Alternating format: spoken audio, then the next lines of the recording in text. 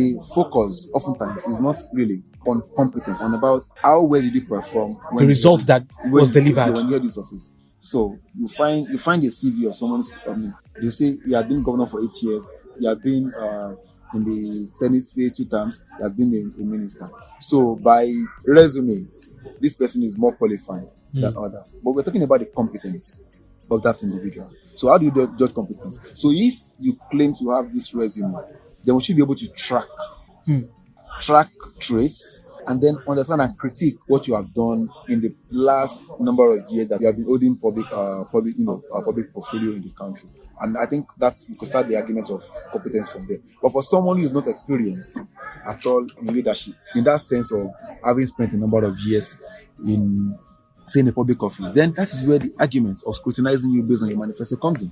We should be able to ask questions, deep questions, because we want to know your understanding of matters, right? So, unlike what happened in 2015, when the current president was produced, the argument of competence wasn't there. It was the argument of he had been a leader for a particular number of years in the past, having been in the military for a number of years, should be able to tackle insecurity. But we didn't ask. Nigerians didn't bother to ask, or many Nigerians didn't bother to ask. Some of us did, but we didn't have the live microphone at the time. Some of us did ask those questions. That how exactly do you want to tackle this? How exactly do you want to tackle corruption? Because I remember the president to be, then he was campaigning then, made a reference to global oil price, and he said he was going to stabilize that. I knew that was an unwise comment, because that means you do not even know how the global price of crude oil is regulated by market forces. So you don't even have an understanding of how that will. Yet your dossier, right? Your dossier as having been a military head of state and having been an army general for a while was then what people push forward. So that goes back to that idea of not looking at competence in terms of what we are, but looking at experience and the active education. Before I move on to how Nigerians should critique upcoming leaders, another card is on the table, the ethnic card. So we have the ethnic, the religious, the other one, the competence card. Now the ethnic part is coming. So for most people in the north, it has been assumed, because as far as I'm concerned, we don't have enough statistics to prove that, but majority of people say that, people in the north, there are Muslims in the north. So even having to have, first of all, someone who is from that side, and to even having as a Muslim is wrong. So how do we put all this in a mix? What do we do to separate this, to ensure that we are doing the right thing? It's a sad one, really, that in the 21st century Nigeria, the ethnic card is still being played.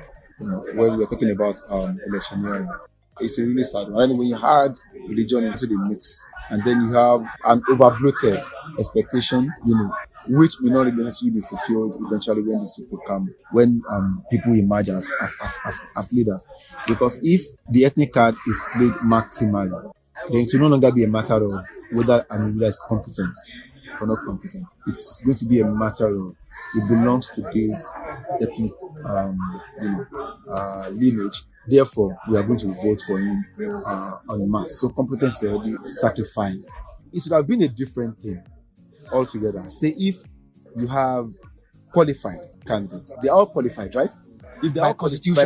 by constitution, By constitution, they are qualified. they are qualified. But I'm talking about competence now. Okay. If you have competent individuals who are vying for these offices, competent, I think that would essentially limit the whole argument of ethnic, say, inclination. I think it would limit it, because if our political debate over time has been about competence, has been about track record of leaders, results, I think the ethnic card would be less played. We're saying that on the table of competence, there are some things that won't show up. Yeah, if we have competence, if competence has been the basis for political debates and our political culture, I think the ethnic card wouldn't be played. Even if it's going to be played, it will be reduced drastically, because competence would then be the basis, for picking leaders. Still looking on the perspective of ethnicity. So one major argument is that some people have held on to this power. A particular region of the country has held on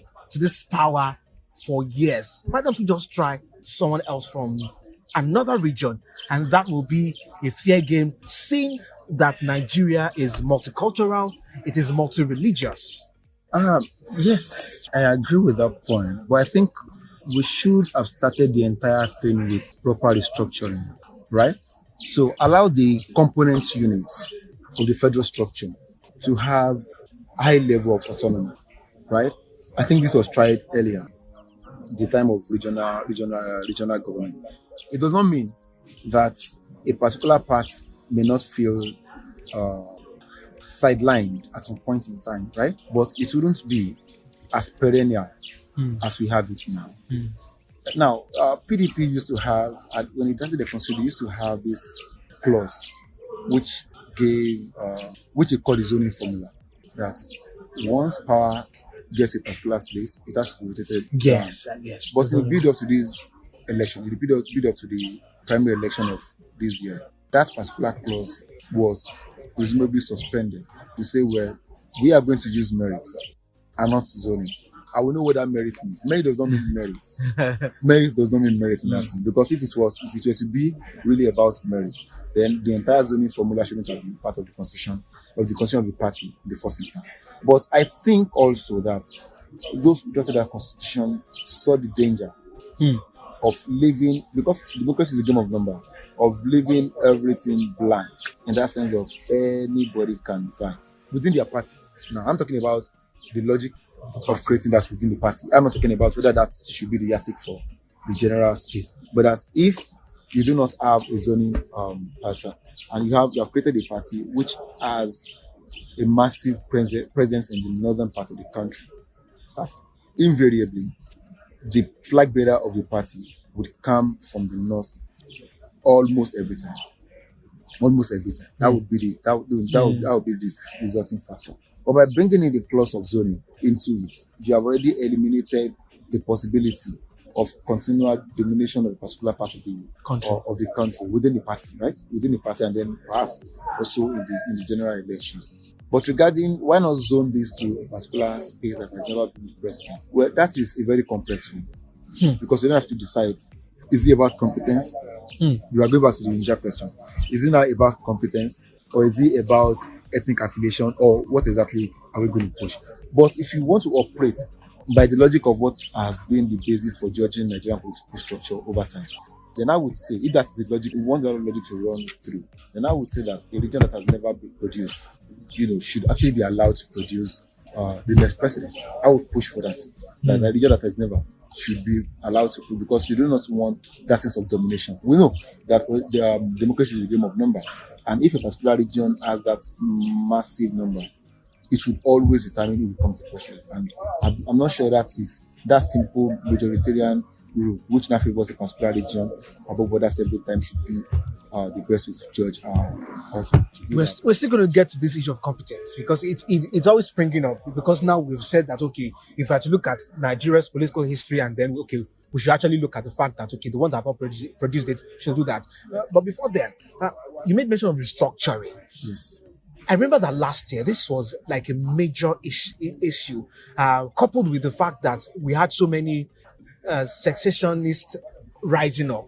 Some said it's time for Yoruba Nation. Some said it's time for Indigo to take their place. And it's the question of true federalism and restructuring kept coming up. But it looked like the administration, this current administration, didn't look into that. In fact, it was like a topic that never sprung up from their own end. In your own view, would you say restructuring will work? And if it will work, what are we actually restructuring? Yes, I do not want to lump the separationist movement with the idea of restructuring, because they are two different things, right? So you could have restructuring without necessarily having ethnic coloration, But the a number of separatist movements are riding on the back of the us, or the us of ethnicity. But if you're talking about restructuring, we're talking about having semi-autonomous components units. It could be regional. It could be based on, say, well, we use geopolitical zone. It could be, well, make it the north versus the south, or when you have those two, you cannot divide once again and all that. It could take any form. But if restructuring is properly done, ethnicity would be ethnicism. Now I'm using ethnicism and ethnicity. Ethnicism would be reduced. This activation of one's ethnic group for